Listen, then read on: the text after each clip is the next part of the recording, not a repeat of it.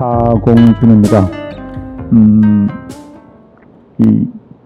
저 혼자만 마스크를 안 쓰고 있으니까 대단히 좀, 죄송스럽고, 그런 마음이 듭니다.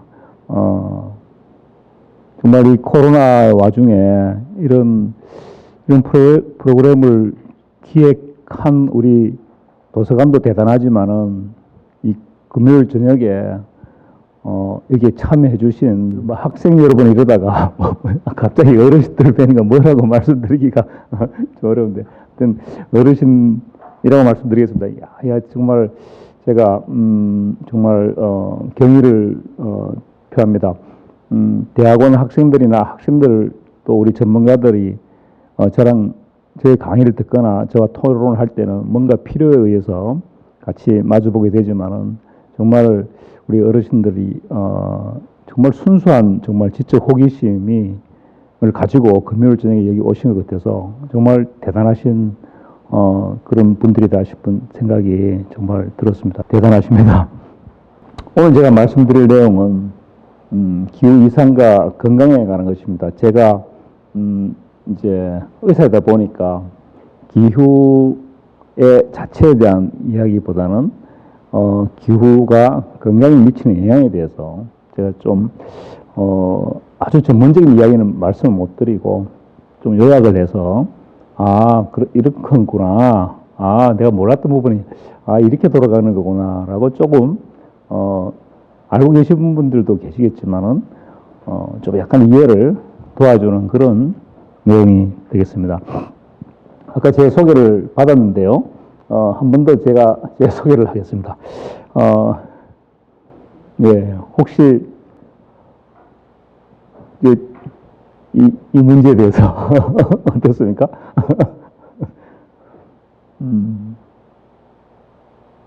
몇 번이 정답 같으신가요?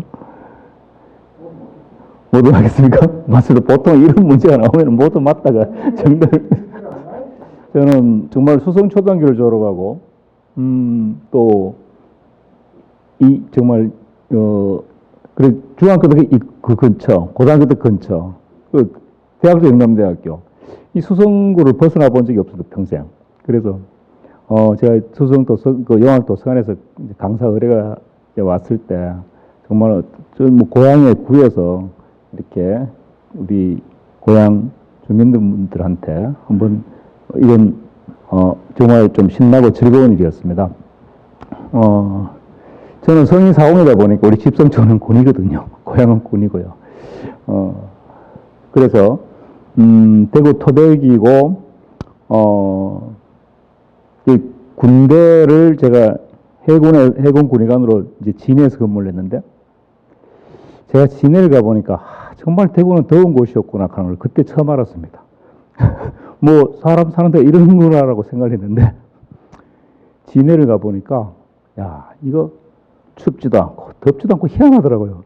야 내가 대구를 어찌 살았나 싶은데 그래도 제 대원랑 또 고향으로 와서 지금은 저희 부모님도 여기 수성구에 계시고 저도 있고 우리 형제들을 5남매 중에 4남매가 요 근처에 이렇게 살고 있습니다. 아직도. 예. 제 소개를 간단히 이걸로 마치고요. 현재는 제가 이렇게 근무를 하고 있습니다. 영남대학교 예방의학을 전공했고 또 겸업을 직업환경의학을 하고 있는데요. 직업환경의학과라고 잘 모르시는 분들이 많아서 제가 강의할 때마다 조금은 소개를 드립니다. 병원에 가시면은 내과, 외과, 산부인과, 소아과, 피부과, 이비인후과, 안과, 성형외과, 정형외과 있지 않습니까? 그 과들이 그냥 병원에서 붙이고 싶다고 막 붙이는 게 아니라 의료법에 딱 정해져 있습니다. 진료 과목은 요렇게 한다라고. 의료법에 정해지는 과가 우리나라에 몇 개냐? 한번 생각해 보십시오. 내과, 외과, 산부인과, 소아과, 피부과, 안과 쭉 나가다 보면은 한 열 몇 개 하고 나면은 더 있나 싶은데요. 의료법에 정해진 과는 자그만치 26개 갑니다. 26개. 예. 그 중에 제일 막내입니다. 직업환경의학과가. 예. 지금 뭐 하는 과인가? 예.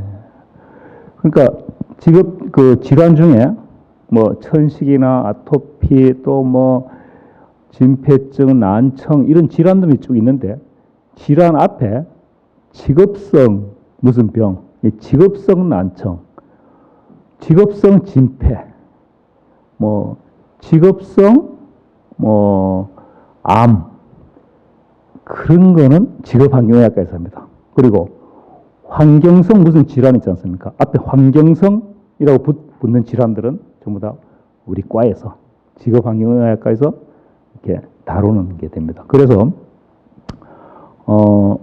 만약에 가습기 살균제 아시지 않습니까?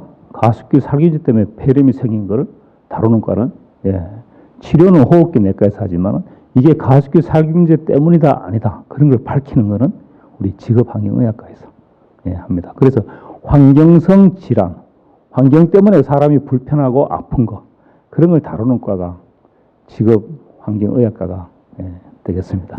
이 사진이 지구가 얼마나 더워졌느냐 아주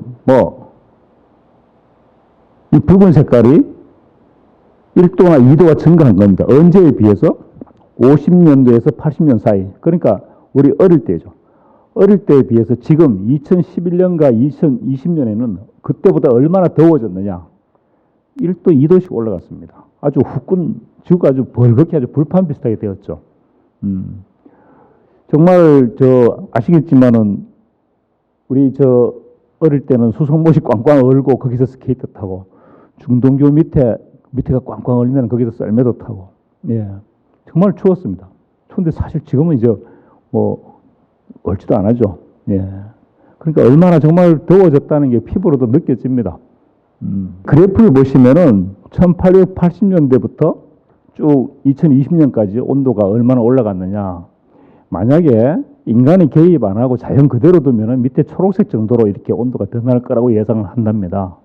그런데 이 붉은색이 인간의 활동이거든요. 인간들이 이렇게 화석연료를 많이 태움으로써 지구 온도는 거기에 따라서 이렇게 쭉 같이 올라간다.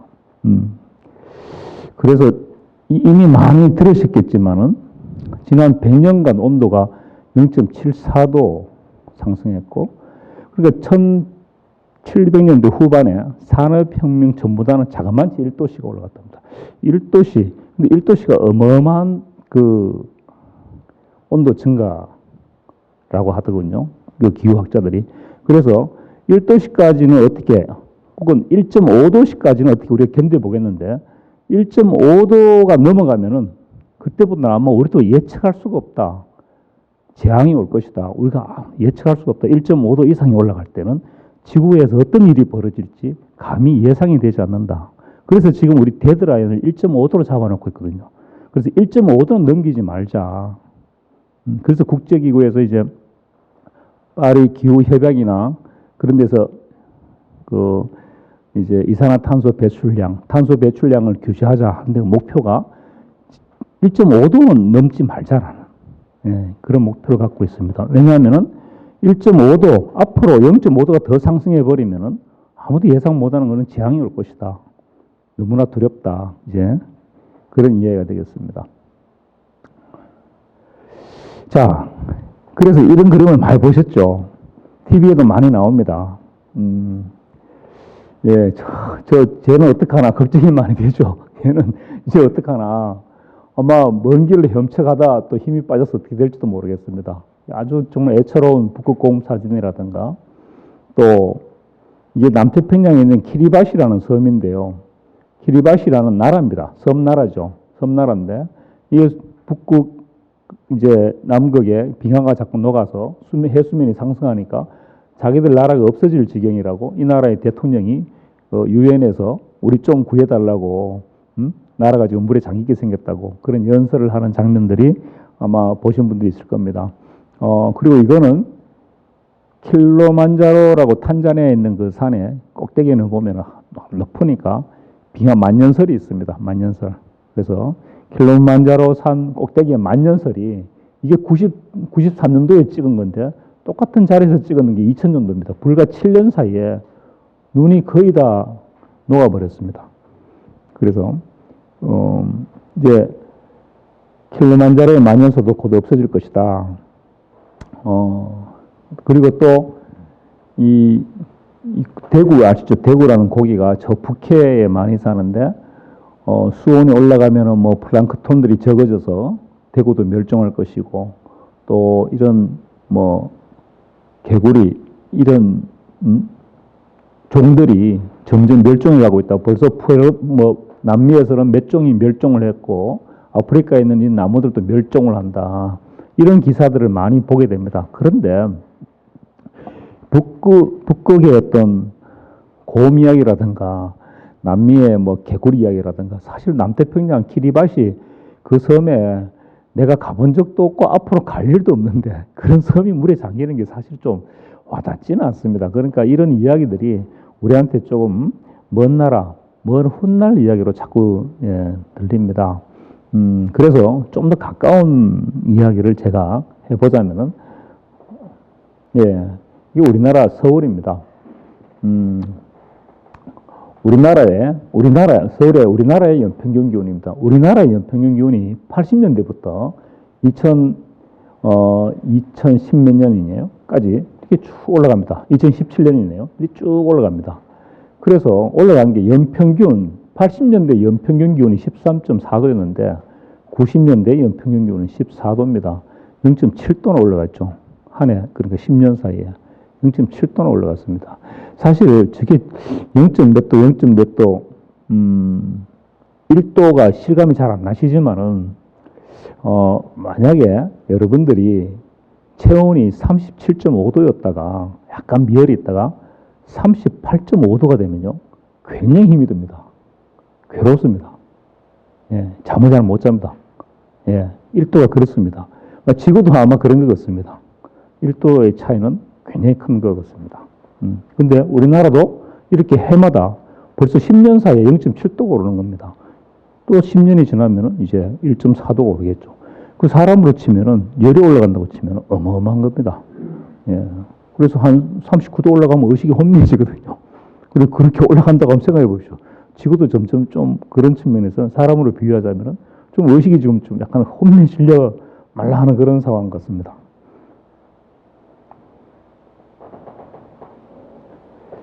그런데 왠지 뭐 나는 아무것도 한 게 없는데 왜 자꾸 지구의 온도는 올라가느냐. 우리가 한 게 없는 게 아닙니다. 우리나라가 정말 60년대 고무신 신다가 정말 2000년도에 집집마다 자가용이 있자면은 얼마나 우리가 산업화를 빨리 했겠습니까? 우리도 화석연료 만만찮게 소비했습니다. 그래서 우리나라가 60년도부터 2018년 온실가스 배출량이 자그마치 거의 3000% 증가한 겁니다. 우리나라도 온실가스 배출을 만만찮게 했습니다. 지금 뒤늦게 인도나 중국 이런 나라에서 많이 석탄을 많이 떼고 발전 많이 하니까 많이 나오지만은 우리나라는 이미 그 전에 급속히 산업화되면서 온실가스 만만찮게 발생했습니다. 예. 그래서 지구가 더워지는데 우리나라도 일조를 안 했다고 말은 못하죠. 일조를 한 게 맞습니다, 사실. 그리고 우리도 더워졌고요. 예. 이게 지구가 더워지는 게 유럽이나 미국 같은 큰 나라, 중국같이 막 개발도상국들의 그런 책임이 아니라 우리도 그 과정을 겪어왔고, 우리도 정말 60년대에 고무신 신고 다니다가 지금 우리가 이렇게 잘 살기까지는 우리도 만만찮게 에너지를 소비했다는 겁니다. 그걸 인정할 거는 인정을 해야죠. 그래서 이 재밌는 사진입니다. 한반도는 더 이상 온대기후가 아닙니다. 거의 아열대기후입니다. 아열대기후. 한반도는. 이제 대구사과는 벌써 연말이 된 지 오래됐죠. 아주 저들 어릴 때 대구사과였습니까? 대구사과는 연말이 된 지 오래됐습니다. 이제 청송사과도 곧 지나갈 것 같습니다. 사과가 어디 갔느냐? 저 포천에 갔어요. 포천에. 제일 잘 되는 데가. 대구에서 포천까지 갔습니다. 경산포도. 지금도 경산에는 포도밭이 많지만은 포도는 용월로 최적지가 올라가 버렸습니다.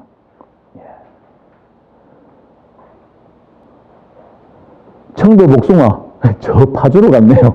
파주에서 복숭아가 제일 잘 된답니다, 이제.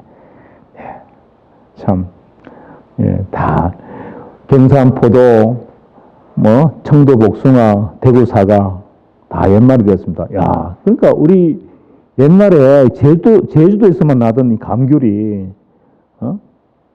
감귤이 이제 김제 평야까지 올라왔으니까요. 네, 참, 예. 그래서 이제 보성 녹차가 저도 요번에 이거 보면서 알았습니다. 야, 보성의 녹차가 고성까지 올라갔구나. 녹차가. 예. 이렇게 식물들의 적절한 그 환경도 온난화되면서 자꾸 위로 올라가게 됩니다.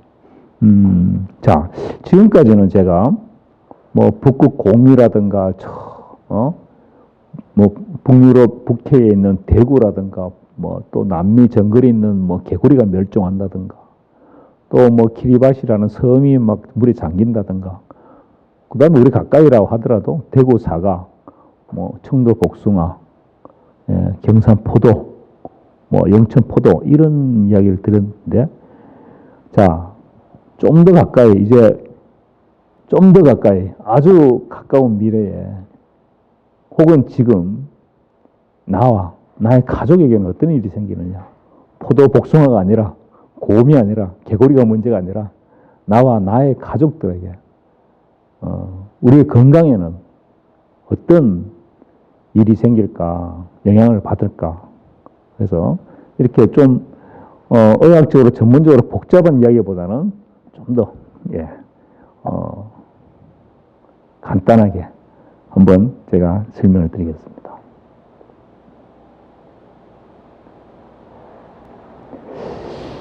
기후 변화에 의한 건강 영향은요, 다른 거와 좀 다른 특징을 갖고 있습니다. 기후 때문에 생기는 건강 장애는 피부병이나 뭐 감염에서부터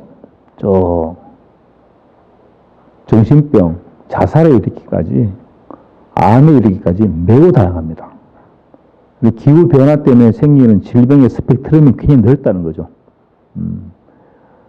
그리고 비가역적입니다. 생기고 나면은 뒤로 오질 않아요. 특히 지구온난화는 한번 진행되면은요, 아무리 지금 우리가 공장을 다 닫더라도 이 온난화되던 관성이 있어서 당분간은 온난화가 지속될 것입니다. 예, 그래서 그런 비가역적이고 좀 진행에 관성이 있다는 말씀을 드리고 또 하나 재밌는 것은 국가 간에 대단히 불평등합니다. 불평등. 정말 석탄, 석유 떼서 잘 먹고 잘 살던 나라들이 선진국이 된 나라들이 이제 지구 따뜻해진다고 온난화된다고 이제 화석연료 그만 떼자고 탄소 배출 그만하자고 그럽니다. 이제 산업화를 좀 해보려는 후진국들은 못하게 하면서 그런데 막상 기후변화의 책임은 선진국들이 갖고 있는데 기후변화의 피해는 누가 보느냐? 후진국들이 훨씬 더 크게 봅니다. 예. 책임은 선진국이 있습니다. 자기들이 산업혁명 이후로 얼마나 화석연료를 많이 뗐습니까? 근데 피해는 후진국들이 보는 거예요. 그리고 같은 맥락에서 같은 국가 안에서도 잘 사는 사람들보다는 도시 빈민이나 어르신과 어린이 그리고 영세 농가나 병약자들이 기후변화에 훨씬 더 민감하고 취약합니다. 다른 질병의 원인보다 기후변화에 의한 건강영향은 이런 특징을 가지고 있습니다. 자, 하나씩 볼까요? 자, 이거는 미국 자료들입니다. 아직은 우리나라가 이렇게 구체적인 숫자까지 나열할 정도로 우리가 아직 뭐 많이 정보가 쌓이지는 못했습니다. 그래서 일단 제가 미국 자료를 소개하자면요. 기후변화가 굉장히 심하면은 일단 홍수나 이런 폭풍, 태풍 이런 게 굉장히 흔해집니다. 그렇게 되면은 홍수가 한번 지나고 나면 수인성 질환, 그러니까 대표적인 게 콜레라, 장티푸스, 세균성 이절 이런 거죠. 옛날에 있었던 질병입니다. 지금 우리 주변에는 거의 없죠. 하지만 그런 수인성 질환들이 미국도 생깁니다. 홍수가 지고 나면은. 그런 것들이 매우 증가를 한다. 그 수인성 질환의 반은 홍수 때문에 생긴다. 그리고 기후가 많이 변하면은 산불도 자주 생기죠. 그러면 산불 기간 중에는 호흡기 질환이 거의 25% 증가한다. 그래서 이런 수인성 질환 때문에 사망자가 많이 발생한다. 자기들 이렇게 시뮬레이션을 해서 통계를 내놓고 있습니다. 또 폭염이 되면요 탈수가 되고 열사병 때문에도 그렇고 그러면은 심장병을 갖고 있거나 호흡기 질환을 갖고 있는 사람들은 조기에 사망을 합니다. 그래서 폭염 때문에 미국에서는 아마 15만 명의 미국인들이 초과 사망을 할 것이다. 그리고 이런 폭염에는 영유아나 노년층 빈민들이 더 취약하다. 그래서 폭염의 결과 탈수나 열사병 때문에 그리고 심혈관 질환이나 호흡기 질환 때문에 사람들은 더 많이 죽습니다. 그래서 각각에 대해서는 제가 이따가 따로 말씀을 드리겠습니다. 대기질, 미국이나 저런 대륙 큰 나라에서는 산불이 나면 산불이 한 달 동안 납니다. 앞이 안 보일 정도로 미국 캘리포니아에 산불이 나면 운전할 때 앞이 안 보일 정도로 자욱하게 많은 미세먼지나 이런 게 발생을 합니다. 연기가 발생을 하죠. 그러면은 병원에 내원하는 사람들이 5% 증가한답니다. 병원에 외래 환자 수가. 그리고 3,600명이 응급실을 방문하게 되고 미세 분진 때문에 사망률이 15% 증가하고 또 지구가 따뜻해지면은 꽃가루 피는 시간이 길어지지 않습니까? 빨리 피고 늦게 지고 그럼 꽃가루도 늘어납니다. 알레르기 질환이 늘어난다는 거죠. 알레르기 질환이. 이런 것들이 지구 온난화와 관계가 있습니다. 또 이렇게 비가 많이 오거나 이런 습기가 많고 또 날씨가 따뜻해지면은 뭐가 많이 생기겠습니까? 그렇습니다. 모기, 파리 같은 저런 질병을 매개하는 매개체 곤충들이 많이 생기죠. 곤충들이 오래 삽니다. 아시지 않습니까? 이제 아파트 지하실에 막 모기들이 한겨울에도 모여 사는 것처럼 그 질병을 옮기는 곤충들이 오래 살지요. 오래 산다는 뜻은 그 질병이 늘어날 가능성이 크다는 겁니다. 그래서 웨스트 나일 바이러스라고 우리나라에는 없는데 남미에 있는 모기에 의해서 옮기는 병입니다. 웨스트 나일 바이러스라는. 그 남미에만 있었던 것들이 점점 올라와서 지금 상당 부분 미국까지 와 있어요. 미국에서도 많이 나타납니다. 그래서 웨스트 나일 바이러스인 사람들이 환자가 1991년부터 1,700명 이상 사망자가 발생했다는 거예요. 그전에는 이게 없었어요. 브라질까지 있고 이리 있다가 멕시코를 거쳐서 점점 올라와서 이제 미국의 거의 3분의 1 정도까지 저 바이러스들이 올라와 버린 겁니다. 왜냐? 모기가 같이 올라왔거든요. 웨스트 나일 바이러스를 옮기는 모기가 같이 올라왔단 말이에요. 그리고 이런 우리나라에는 없지만 미국의 라임 병이라는 그런 진드기가 옮기는 병이 있는데 이 병도 점점 진드기가 오래 사니까 점점 그 병이 많아진다는 겁니다. 그래서 이런 라임병이라든가 모기가 옮기는 말라리아 또 왜 지카 바이러스 아시죠? 지카 바이러스 예전 브라질 월드컵 할 때 왜 소두증을 임신부가 지카 바이러스에 감염되면은 태아가 머리 바르기 적어지는 머리가 적게 만들어지는 그런 소두증을 만든다는 건 지카 바이러스 이런 것들이 모기 때문에 점점 모기가 오래 살고 개체수가 많아지니까 이런 병들도 많아진다는 겁니다. 지금까지는 제가 좀 미국의 통계 자료를 말씀을 드렸는데 어떻게 보면 다행입니다. 우리는 산불이 나도 좀 금방금방 어떻게 해결이 되다 보니까 저 사람들은 산불 나면 한 달씩 나버리죠. 홍수 나면은 거의 이게 몇 개 도시가 잠겨버리죠. 하여튼 스케일이 큽니다만은 우리는 그것보다는 좀 다행스럽습니다만은 우리도 절대로 저런 기후 변화에서 영향을 우리도 적은 나라지만은 받을 건 다 받습니다.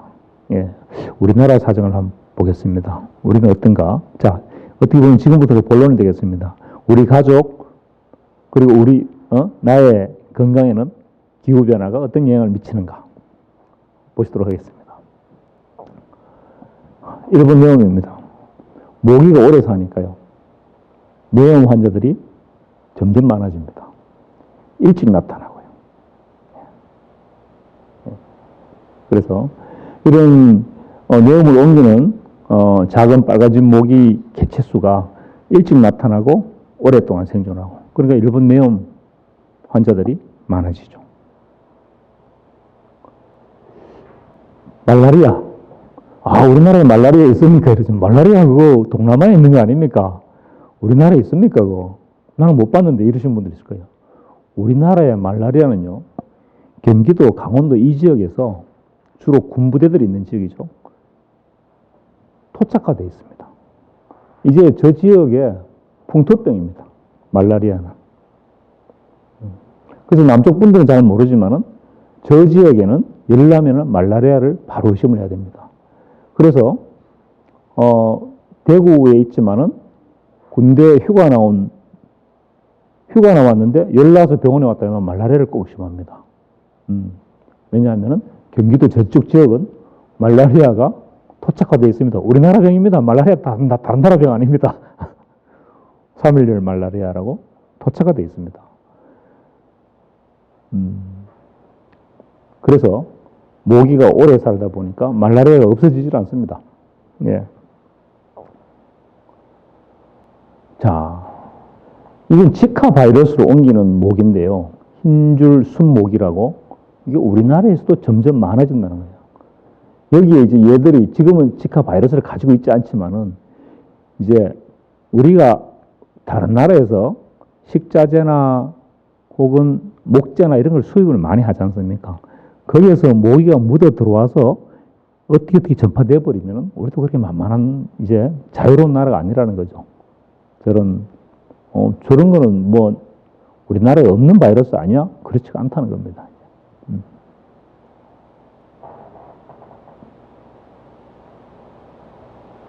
자, 쯔쯔가무시라고 아마 잘못 들어보셨을 수도 있는데요. 쯔쯔가무시 병이라고, 이게 일본 사람이 이걸 이제 질병명을 달아서 저렇게 일본 이름을 붙였답니다. 쯔쯔가무시. 좀 적다는 그런 뜻인 것 같아요. 제가 의과대학을 다닐 때나 의과대학을 졸업하고 병원 생활을 잠시 할 때 쯔쯔가무시 병이라고 그냥 책에 있는 병인 줄 알았습니다. 환자가 없었어요. 아주 그 병을 옮기는 이 진드기가 우리나라 저 밑에 그래 살고 있어서 대구 이 근처에, 대구 경북 근처에는 그런 병을 본 적이 없어요. 그냥 저건 책에 있는 병이었거니 이랬는데, 2000년 이후로 그런 환자들이 많이 생깁니다. 왜 그러냐? 이 털 진드기, 이 쯔쯔가무시를 옮기는 털 진드기들이 그 밑에 살던 놈들이 서식지가 점점 올라오는 거예요. 이 대구도 지나갔어요. 그래서 이제는 지금 의사들은 가을철에 열을 나면은 1번을 의심하는 게, 시골에서 내가 농사 짓는데 열이 납니다 이러면 1번을 의심하는 게 쯔쯔가무시입니다. 예전에는 저건 책에 있는 병이라고 그랬는데 이제는 1번으로 의심을 하게 된 거예요. 그렇게 우리 주변에 이게 왜 이런 게 많이 생기느냐? 따뜻해져서 그런 겁니다. 예. 따뜻해져서. 털 진드기들이 자꾸 올라와요. 또 하나 제가 다른 이야기를 말씀드리자면, 저희들의 그 윗세대분 의사분들은 당뇨병은 책에만 있는 병인 줄 알았답니다. 당뇨병 환자가 없었답니다. 60년대, 50년대. 그때 의사 하시던 분들은, 야, 당뇨는 책에만 있는 병인 줄 알았어? 이럽니다. 근데 우리가 이렇게, 잘 살게 되고 나서 이제 선진국병이 됐죠. 그것처럼 시대에 따라서 질병은 바뀝니다.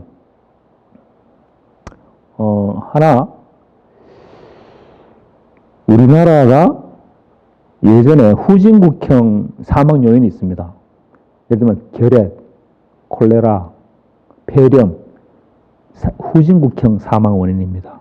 선진국형은 심장병, 뇌졸중, 암 이런 게 선진국형입니다. 우리나라가 예전에 기억하실 겁니다. 50년, 60년만 해도 폐결핵으로도 많이 죽고 콜레라도 많이 죽고 그러다가 언제 우리가 이렇게 선진국형으로 바뀐 시점이 언제쯤이냐? 시점이 언제쯤이냐? 이게 70년대 중반입니다.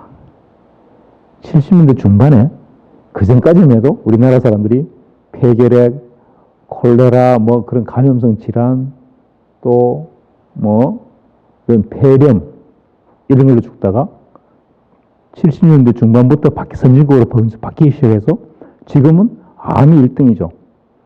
우리나라 국민의 3분의 1이 암으로 죽으니까요. 암, 그 다음에 심장병, 뇌졸중, 그 다음이 뭔지 아십니까? 안타깝게도 그 다음은 자살입니다. 예. 그 다음 교통사고. 약간. 그러니까 그렇게 시대에 따라서 그렇게 질병이 바뀝니다. 아무튼 좀 옆으로 번졌습니다만은 이렇게 이 찌찌가무시를 옮기는 털진드기가 이 매체가 점점 북상을 하니까 점점 그 환자들이 많이 생기는 그런 상황입니다. 그래서 모기만 오래 살겠습니까? 쥐들도 오래 삽니다. 쥐들도. 그럼 쥐들이 옮기는 병이 또 많아지는 거예요. 쥐들이 옮기는 병이. 그래서 이제 가을철에 우리 열나면은 쯔쯔가무시, 렙토스피라, 신증후군 출혈 이 3종 세트를 꼭 의심합니다. 지금은. 사실 예전에는요. 제가 학교 다닐 때 이거 정말 책임에 있는 병인 줄 알았습니다. 그게 이제는 3종 세트를 반드시 의심해야 될 그런 병이 된 겁니다. 그렇죠. 왜 그래 됐을까요? 따뜻해져서 그렇습니다. 따뜻해서. 이 지구 온난화입니다. 기후 변화입니다.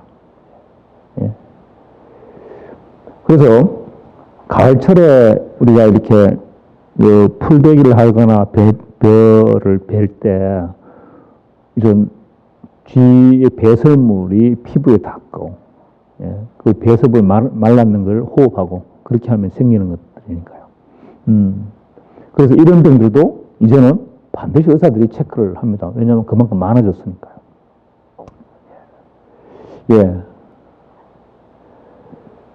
또 이건 생각해 보셨습니까? 미처 생각하지 못하는 분들이 많은데 알겠다. 모기, 진드기, 쥐가 오래 사니까 들쥐가 오래 사니까 그것들이 옮기는 병들은 증가하는 걸 이해하겠다. 그렇죠. 근데 미처 생각 뭐 했죠? 딱 보니까 그렇겠구나 할 겁니다. 날이 따뜻해지면 식중독 환자가 늘어납니다. 왜냐하면 금방 상하니까요. 세균이 금방 번식해 버리니까 우리가 생활 환경이 온도가 올라갈수록 생활의 온도가 올라갈수록 그렇습니다. 식중독이 많이 발생합니다.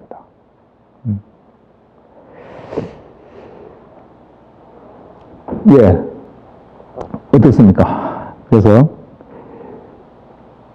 이런 온도가 1도 상승하면요.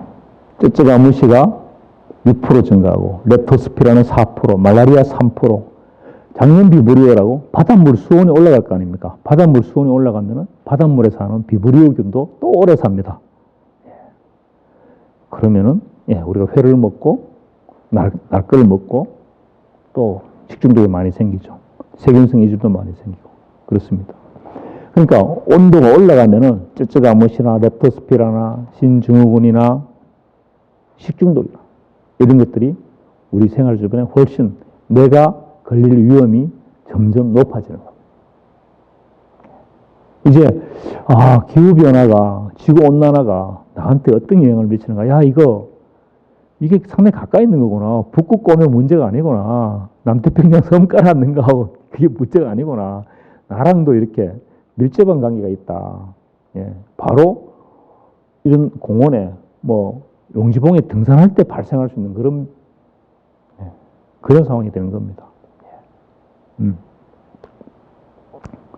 게다가 게다가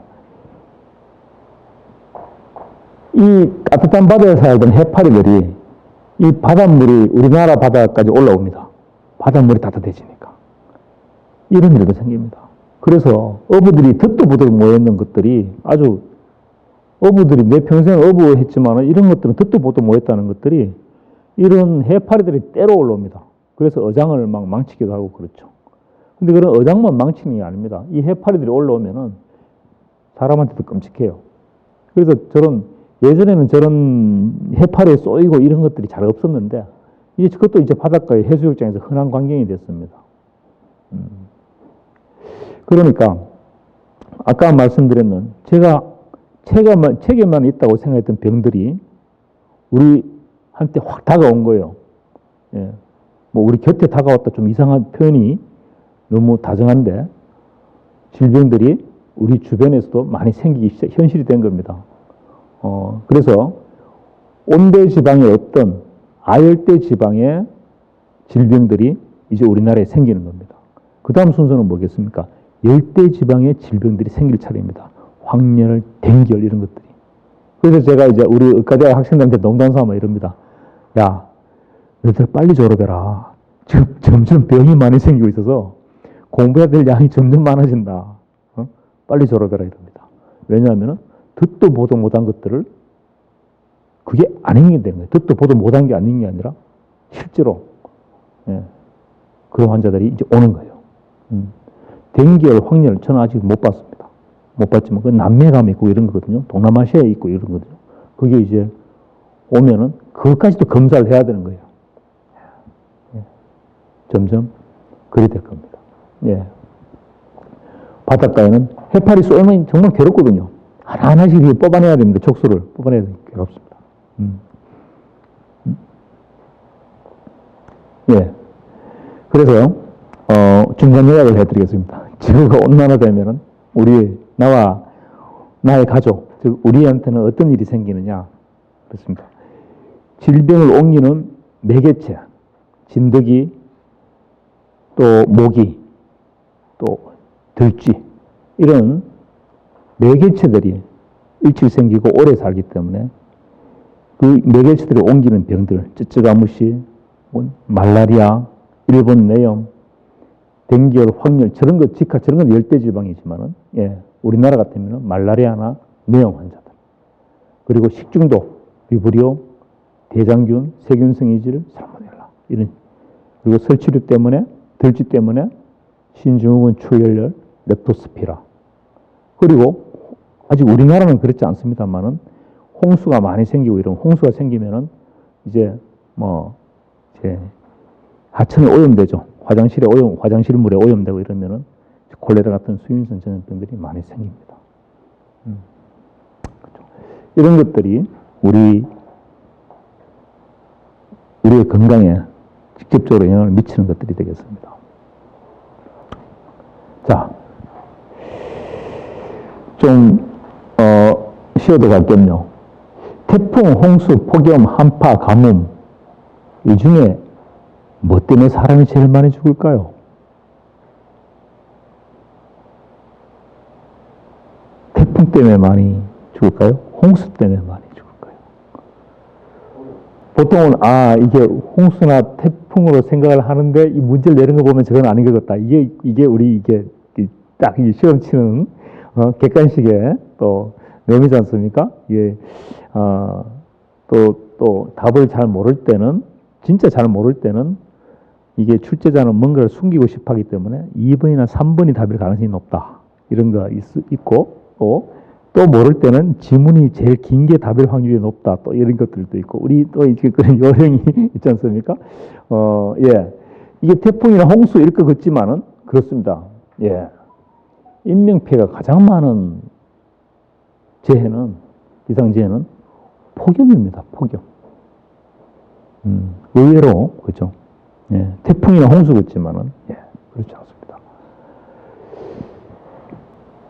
이게 프랑스 파리에 2003년인데요.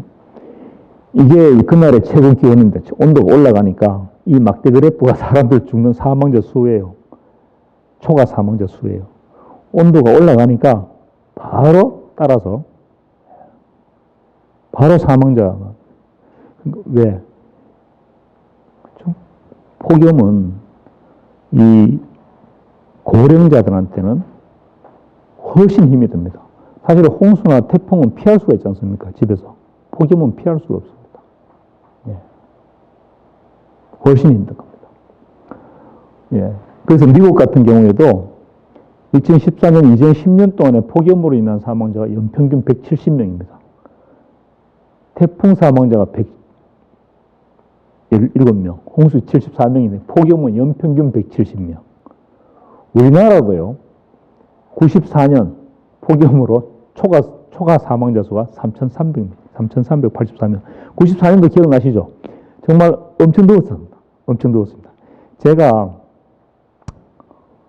그때 저는 진해에서 군의관 생활을 하고 있다가 부모님이 되고 계시니까 이제 여름 휴가 때 부모님 뵈러 왔다가 야, 정말 제 평생에 정말 더웠던 기억이 납니다. 94년도. 예, 정말 더웠습니다. 그때 우리나라에서 초과 사망했는 사람이 3,384명. 폭염 때문에. 이 태풍이 몇 번 왔다 가야 진짜 너무 죽을 거예요. 예. 서울 기온이 1도 상승하면은 폭염 사망자가 12.8% 증가합니다. 12.8%. 폭염이 사람을 이렇게 폭염 때문에 직접적으로 열사병으로 죽는 사람도 있고, 심장, 고혈압, 이런 신장병, 이런 분들이 이제 폭염이 닥치면은 쓰러지는 거예요. 예, 당뇨병, 이런 분들이. 일단 그건 이제 따로 뒤에 말씀을 드리겠습니다. 다른 나라도 마찬가지입니다. 다른 나라 도시도 아테네나 바르셀로나, 부다페스트 전부 다 여기가 30도거든요. 평균 기온이 30도를 올라가면 그때도 사람들은 확 죽는 속도가 사망률이 가파르게 증가합니다. 30도 넘어가면 가파르게. 거의 전 도시에서 나타나는 현상이죠. 이게 검은 순이 사망률인데요. 사망률이 이게 가다가 여기가 30도쯤 됩니다. 30도쯤 근방에 오면은 28도쯤 되면 그때부터 사람들이 사망률이 확 증가하는 거죠. 이 전 세계 공통적인 현상입니다. 이게 94년도에 서울은 조사를 해놨어요. 서울은 이렇게 온도가 올라갈 때마다 온도가 이렇게 서울에 7, 8월이거든요. 94년 7, 8월에 하루하루 온도가 이렇게 올라갈 때 사망자 수가 그대로 거의 온도하고 그죠? 그날의 최고 기온하고 일치되게 연동돼서 똑같이 갑니다. 그러니까 이 폭염이 얼마나 정말 사람들을 바로바로 그죠? 사망에 이르게 하는가 눈으로 탁 보여주는 거죠. 올라가면 바로 사람이 따라 죽습니다. 그러니까 조심을 해야 돼요. 폭염은 괜히 조심을 해야 됩니다. 그래서 같은 기간보다 7, 8월의 사망자 수가 93년, 95년보다 거의 900명이 많았습니다. 서울에만. 94년도에 같은 기간에 그 전하고 후 년도보다 900명이 많았어요.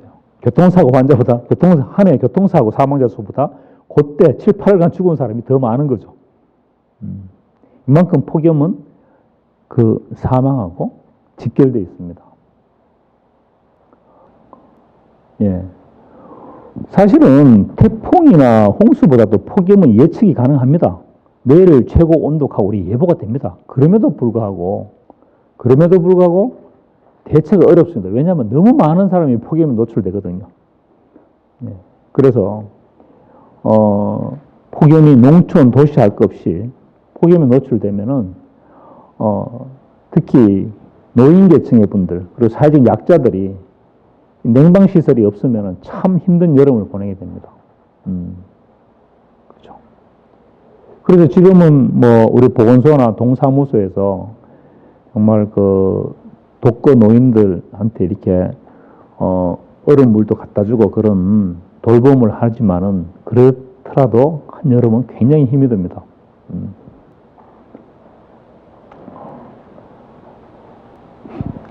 폭염 때문에 사망하는 사람, 아까 말씀드린 폭염이 사람이 죽습니까? 예, 죽는 이유는 폭염 때문에 죽는 이게 이제 열사병입니다. 열사병에 걸리면 사람은 죽습니다. 체온이 이제 올라가거든요. 열을 받아서 체온이 올라가면은, 한 40도쯤 돼서 올라가 버리면은, 우리 체온 조절 중추가 이제 마비돼 버립니다. 체온 조절이 안 되고, 사람이 땀이 나야 되는, 땀을 흘림으로써 우리는 체온을 조절하는데, 땀을 못 흘려요. 그래서 사람은 뜨끈뜨끈한데 땀이 한 방울도 안 납니다. 열사병에 걸리면. 그러면 이제 혼수 상태죠. 혼수 상태. 그렇게 해서 죽는 사람들이 한 해 한 50몇 명씩, 수십 명씩 되는데, 어디서 주로 사고가 많이 발생하느냐? 대구, 경북과 제주도에 집중되어 있어요. 사망자 수가. 폭염 때문에 사망하는 사람들 수가. 저는 왜 이럴까 모르겠어요. 왜 대구, 경북에서 많이 죽어요.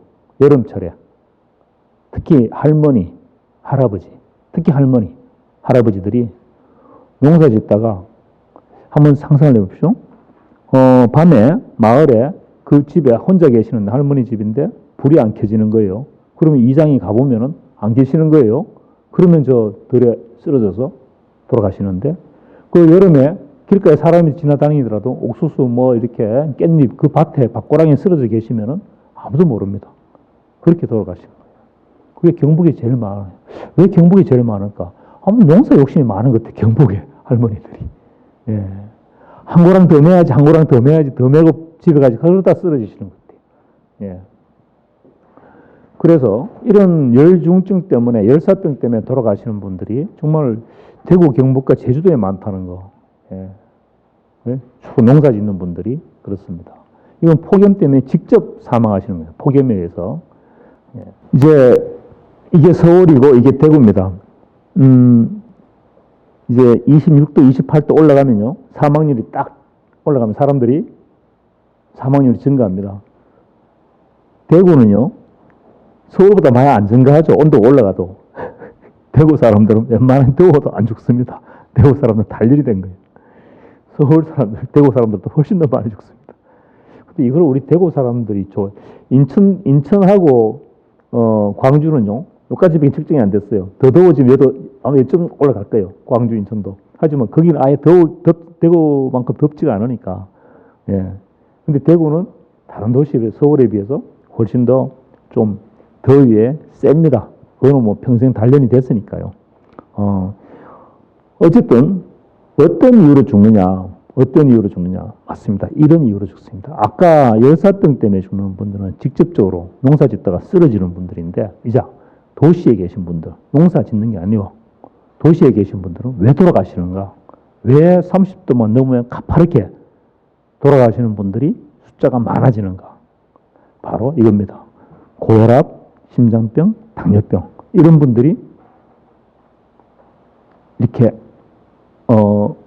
약으로 또 이렇게 유지를 하고 계시다가 폭염이 오면은 방 충격을 받으시면은 쓰러지죠. 그래서 이런 고령자 그리고 고혈압, 심장병, 당뇨병 투석을 받고 계신 분들, 이런 분들이 폭염에 특히 취약합니다. 특히 우리 사회에서 독거하고 계시는 빈곤층, 노숙자, 또 외국인 근로자들도 아주 더운 나라에서 오면 덜하지만은 그렇지 않은 나라에서 온 사람들은 우리나라 폭염에 굉장히 좀 취약하죠. 더운 나라에서 온 근로자들은 추위에 취약하고요. 예. 연세가 많으시면은 우리가 이 땀샘이 줄어듭니다. 땀샘이. 우리 사람은 땀으로 체온을 조정하거든요. 몸이 더워지면 땀을 많이 흘려서 이 체온을 발산을 합니다. 이 개는 땀이 안 나거든요. 땀샘이 없으면 개는 체온을 발산하는 게 이밖에 없어요. 호흡. 그렇게 개는 더우면 헥헥거리면서 자꾸 이렇게 더운 기운을 바깥으로 뿜어내는 거예요. 땀이 안 나니까. 그래서 하지만 우리 사람들은 땀으로 체온을 조절합니다. 그래 더우면 땀을 많이 흘려서 더운 물을 바깥으로 빼내는 거죠. 그러면은 체온이 좀 떨어지는 건데, 나이가 들면은 땀샘 숫자가 줄어듭니다. 그러고 이 체온, 이게 민감도가 떨어져요. 온도 올라가면은 땀샘이 좀 작동을 빨리 해야 되는데 작동도 늦게 하고 숫자로 들어들고 그러니까 체온 조절이 잘 안 되는 거예요. 그러니까 온도가 쉽게 올라갑니다. 그리고 저희 아버지도 그렇지만은 약 한두 개씩은 꼭 다 드시거든요. 고혈압약, 뭐 당뇨약, 고지혈증약, 또 뭐 관절통약 이런 그 약이 대부분 우리 교감신경 이런 부교감신경에 작용하거든요. 그렇게 작용을 하면은 그 약들은 이 체온 중추가 하는 일을 좀 방해를 해요. 그래서 더워도 더운 줄 잘 모르는 경우가 많고 땀이 잘 안 나는 경우가 많아요. 그 약들 때문에. 예. 그렇죠. 예. 그래서 이런 어르신들은 이런 더위에 폭염에 더 취약할 수밖에 없는 겁니다. 자, 고혈압이 있다. 고혈압이 있으면요, 우리가 더우면은 혈관이 늘어났다가 또 추우면 줄어들었다가 이게 이제 줄었다 늘었다 줄었다 늘었다 하는데 이제 고혈압이 있으면은 혈압이 변동이 더위 때문에 더 많이 빨라지는 겁니다. 그러면은 혈압이 왔다 갔다 하면은 뇌경색이나 심근경색을 유발하기 쉽고요. 또 더운데 땀을 흘리는데 수분을 보충하지 않으면은 피가 어떻게 되겠습니까? 피가 좀 뻑뻑해집니다. 피의 농도가 증가해요. 그러면은 혈압이 더 올라가죠. 피가 뻑뻑해지니까.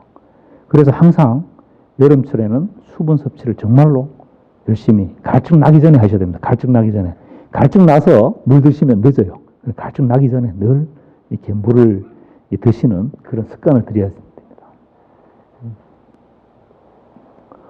또 심장이 안 좋으신 분들도 자 보십시오.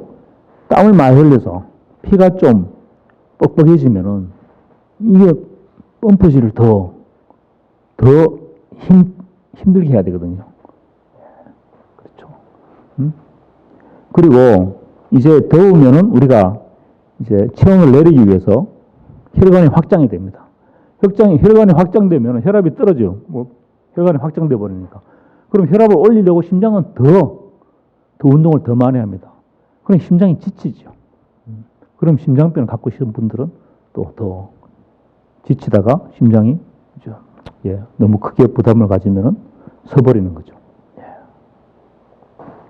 그래서 물을 항상 많이 드셔야 됩니다. 여름철에는. 혈액이 농축되면은 심장이 엄청나게 부담이 되거든요. 그래서 건강한 성인도 이렇게 습도 높은 고열에 오랫동안 노출되어 있으면은 심장마비 때문에 죽어요. 그래서 여름철에 공사장의 인부들이나 이런 분들은 꼭 사망을 하죠.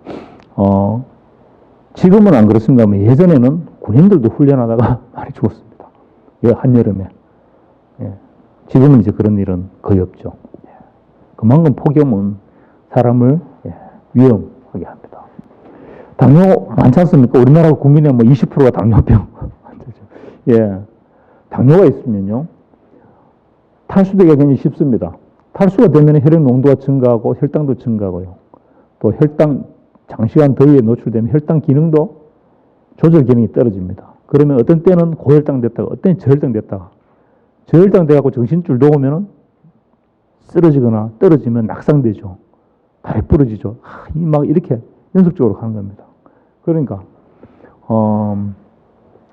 또 덥다고 해서 또 빙가루나 또 청량음료를 많이 먹으면 혈당을 너무 증가시키니까 냉수를 자주 먹어야 되는데 냉수보다 스포츠 음료가 좋긴 하지만은 열량이 높아서 스포츠 음료도 좀 너무 진하게 원액 그대로 먹지 말고 조금 희석해서 먹는 게 도움이 됩니다. 그래서 또 뇌졸중 있으면요 많이 뇌졸중도 혈액순환이 이제 탈수되고 이러면은 혈액순환이 이제 피가 좀 뻑뻑해지고 농도가 증가하면은 또 펌핑을 이제 심장이 부담이 되고 그러면 어디가 또 터지기도 쉽고 그렇습니다. 그래서 이런 심장병, 고혈압, 뇌졸중, 당뇨 이런 분들이 평균 기온이 30도가 올라가면은 그런 분들이 많이 돌아가시는 겁니다. 더위에 노출되면 안 되죠. 근데 이런 환자들이, 예, 주로 어디 계시느냐, 정말 그 쪽방촌이라 그럽니까? 이 독거 계시는 분들, 약도 많이 드시고, 정말 고혈압, 당뇨, 뭐 뇌졸중, 그런 걸 안 갖고 계신 분이 드물어요. 그런데 정말 그분들이 여름에 선풍기 틀어놓고 그 좁은 방에 계셔도 더운 바람만 나오고 어떻게 견딜 수 있는 재간이 없습니다. 예. 정말 방법이 없어요. 예. 지금까지 이상 기온, 특히 그 중에서 지구 온난화 그리고 폭염이 우리한테 어떤 영향을 미치느냐, 나한테는 어떤 영향을 미치느냐, 그죠? 뭐 쯔쯔가무시라든가, 뭐 말라리아, 일본 뇌염, 또 식중독, 뭐 이런 걸 또 증가시키고, 또 폭염은 심장병, 고혈압, 당뇨병 환자들을 아주 힘들게 해서 사망에 이렇게 하는, 예, 그런 것들이 저 먼 나라 북극곰, 남미 개구리, 뭐 저 다른 뭐 남태평양 섬나라 이야기 아니라 더위, 지구 온난화가 우리 생활에 이렇게 우리 건강에 밀접한 영향을 미친다. 이런 말씀을 지금까지 드렸습니다. 하나 제가 추가로 하나 이제 준비하는 내용은 어차피 이제 코로나 시절에 아마 이제 저도 그렇습니다만은 예전부터 쭉 내가 이 땅에 살았는데 최근 들어서 왜 메르스니 사스니 코로나니 이런 것들이 근자에 많이 생기지 않습니까? 근자에. 그전에는 그런 게 없었는데 왜 근래 들어서 근자에 왜 이런 것들이 많이 생기느냐. 예. 이런 메르스나 사스, 지금 코로나도 박쥐에서 왔다 그러지 않습니까? 메르스는 낙타에서 왔다 그러고, 사스는 어디서 온지 모르지만 그것도 어딘가에서 왔을 것이다. 어디서 오느냐? 이것들이 전부 다 동물한테서 옵니다. 동물한테서. 바이러스들도 자기들이 사는 영역이 있어요. 어느 동물에만 있고 사람한테는 안 넘어옵니다. 안 넘어오는데 어쩌다가 넘어와버려. 어쩌다가 넘어오면 사실 죽어야 되거든요. 왜냐하면 우리 몸에는 많은 이미 사람하고 같이 사는 바이러스들이 많습니다. 우리 몸에 세균수가 많겠습니까? 우리 몸에 세포수가 많겠습니까? 우리 몸에 세균수가 더 많습니다. 나의 세포수보다. 예, 그만큼 우리는 세균하고 같이 살고 있어요. 예.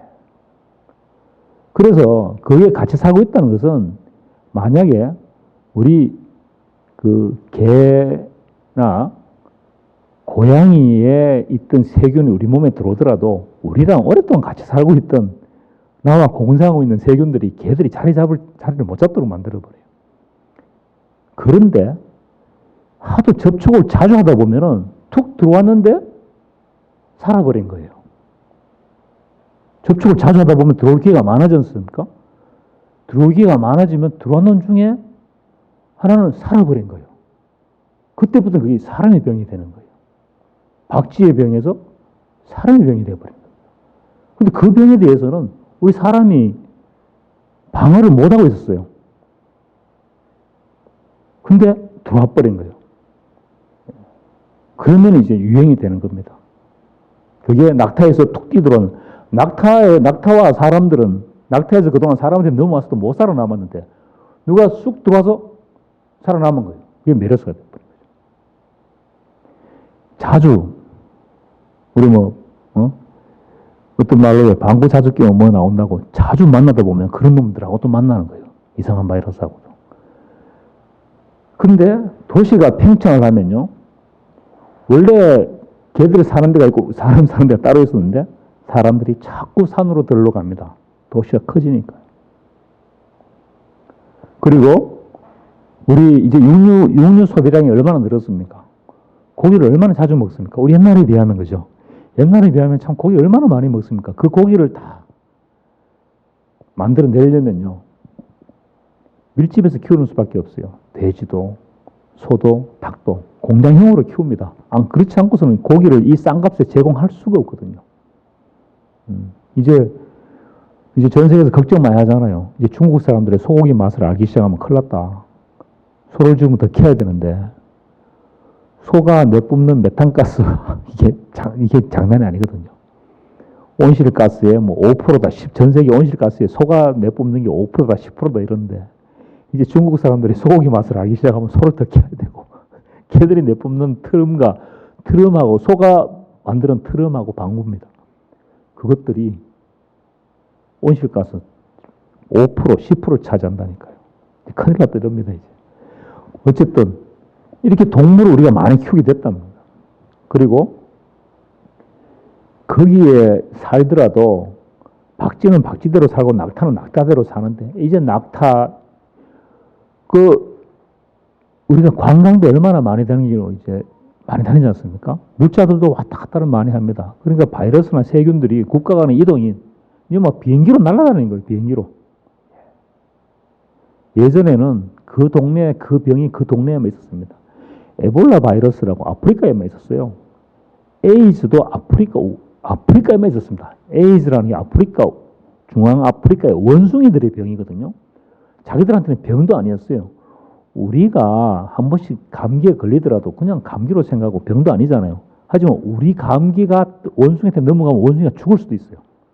그것처럼 원숭이한테는 별거 아닌 바이러스가 사람한테 들어오면 그게 우리한테는 에이즈가 되는 겁니다. 그게 얼마나 많아졌어요. 그리고 이런 인구 이동, 물자 교역, 요즘은 희한한 애완동물도 많이 수입하지 않습니까? 그죠? 이젠 개나 고양이 말고도 어떤 사람은 뱀도, 어떤 사람은 또 도마뱀 같은 것도 키우고, 그런 수입이 굉장히 많습니다. 거기서 다 묻어 들어오는 거죠. 그만큼, 예. 거기에 기후변화가 하나, 이렇게, 댐, 산림, 벌채, 기후변화. 이 신종 감염병이 빈번하게 출현하는 이유, 이런 다양한 이유 중에, 오늘 말씀드린 기후변화가 여기에 이렇게 한 꼭지를 자리 잡고 있습니다. 거기다가 인구는 고령화되죠. 고령화되니까 기저질환자가 늘어나죠. 인구가 집중돼 있죠. 도시에. 그러니까 어떻습니까? 이런 새로운 질병들이 와서 자리 잡기가 편한 거예요. 분모가 넓으니까. 대상자들이 많으니까 훨씬 더 전파가 빠르다는 겁니다. 예전에는 특별한 경우에 질병이 다른 지역으로 이동이 됐어요. 징기스칸이 몽고에 있는 병을 갖고 유럽까지 가져간 게 페스트다. 그까지 징기스칸이 갔으니까 징기스칸 이전에는 그까지 대규모로 간 사람들이 없었어요. 유럽까지 군대가 그까지 간 적이 없었거든요. 근데 군대가 가면은 식량이 따라갑니다. 식량이 따라가면은 그게 쥐와 같이 가죠. 그렇게 질병이 이동하는 겁니다. 근데 지금은 비행기로 이동하지 않습니까? 전부 다. 비행기로 이동하지 않습니까? 이집트의 기원전 12세기 1157년경에 이집트 왕의 미이라입니다. 람세스 5세라고. 이 사람이 기원전 1157년도쯤 죽었을 텐데, 이 사람한테 얼굴에 보면 곰보 자국이 있습니다. 곰보 자국. 무슨 곰보냐? 천연두 곰보 자국이 있습니다. 그러니까 이집트 왕도 걸릴 정도로 천연두는 오랫동안 인간을 괴롭혀왔습니다. 얼마나 괴롭혀왔냐면은 에드워드 제너가 백신을 만들었죠. 천연두 백신이 최초의 백신입니다. 소 우두에서 만들었다고 해서 그래서 이름이 백신입니다. 백신 가는 게 어원이 소거든요. 저걸 백신을 만들기 전까지는, 저때까지는 인류 역사상에서 인구 증가가 크게 없었어요. 인구가 늘어서 밀집되면은 천연두가 한 번씩 확 쓸어버리고, 인구가 늘어서 도시를 만들어서 좀 살만하고 밀집되면은 천연두가 확 쓸어버리고, 인구 증가가 그냥 이렇게 차츰 증가를 했습니다. 저 백신이 나오고 나서, 그 다음에 산업혁명이 되고 나서, 그러고 나서는 가파르게 증가한 거죠. 그만큼 천연두는 오랫동안 인류를 괴롭혀 왔습니다. 근데 희한하게도 천연두균이 예방제 우두에 너무너무 잘 듣는 거예요. 그래서 WHO에서는 1958년도부터 전 세계 인구의 80%에게 우두를 놓자. 아마 여기 계신 분들은 전부 다 어깨에 우두 자국이 다 있을 겁니다. 요즘 애들은 우두 안 맞죠? 우리도 90년대부터인가 우두를 안 맞습니다. 예. 이제 대강 어깨 보면은 나이를 대충 알죠, 우리가. 예. 이제는 우두를 안 맞습니다. 왜냐하면은 천연두균이 없어졌어요. 언제 없어졌다고 선언했느냐? 1980년 5월 8일. 80년 5월 8일 어버이날 WHO에서 정식으로 선언을 합니다. 전 세계에서 천연두는 완전히 없어졌다. 없어지면 어떻게 하느냐고요? 예. 마지막 환자가 나온 게 1977년이었습니다. 아프리카 소말리아에서. 그래서 WHO에서는 주로 아프리카와 동남아, 아시아 국가를 대상으로 현상금 1000불을 걸었어요. 천연두 환자를 신고하면 1000불 주겠다. 지금 우리 돈으로 치면 그 당시 1000불이면요. 지금 우리 돈으로 치면 1억이 안 넘었겠습니까? 신고만 하면은, 천연두 환자를 신고만 하면은 돈 1억을 주겠다. 근데 3년 동안 전 세계에서 신고가 한 명도 안 들어왔어요. 아프리카에서도. 아, 그러면 이제 없다. 그래서 1980년 5월 8일 어버이날, 예, 지구상에서 천연두는 완전히 사라졌다. 인류가 하나의 질병을 완전히 소멸시킨 역사적인 날이었습니다. 그래서 앞으로 이런 우리가 적절하게 백신을 잘 개발하면 앞으로 모든 전염병들은 우리가 극복할 수 있다. 굉장히 의미 있는 그런 선언이었습니다. 우리가 인류가 굉장히 자신감을 가지는 그런 선언이었습니다. 1980년 5월 8일 천연두가 지구상에서 박멸된 날입니다. 자, 그런데 미국은 매주 의사들이 보고를 합니다. 내가 이런 병이 요즘 많아진 것 같아요. 내한테 찾아오는 환자 중에 이런 병이 많아지는 것 같아요. 매주 이런 걸 보고해서 그걸 소식지를 만들어서 의사들한테 나눠줍니다. 81년 6월자에 LA에 사는 이 의사가 이상하다. 내가 작년 80년 10월부터 한 7개월 동안에 한 젊은이들이 왔는데, 젊은 남자 환자들인데 얘들이 걸린 폐렴이 보통 폐렴이 아니라 암에 걸려서 신장 이식 받아갖고 면역 억제를 억지로 시킨 사람들한테만 걸리는 그런 폐렴이 왜 젊은 남자들한테 걸려왔는데 걔들이 다 동성연애자다. 이런 일이 내한테 있었다라고 의사가 레포트를 합니다. 그게 1981년 6월이었습니다. LA에서. 이걸 보고, 이 사람이 냈는 이 기사를 보고 그 다음 주에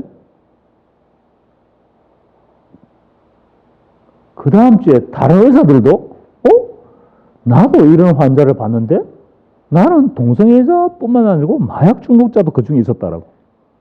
미국이 발칵 뒤집어집니다. 야, 이런 병이 새로 듣도 보도 못했는데, 또 한쪽으로는 또 이제 종교단체에서는 드디어 이제 이런 성소수자들한테 천벌이 내려졌다라는 또 그런 소문이 나고 이랬습니다. 공교롭게도 80년 5월 8일 날 전 세계는 천연두 박멸을 선언했는데 딱 그 타임에 인류는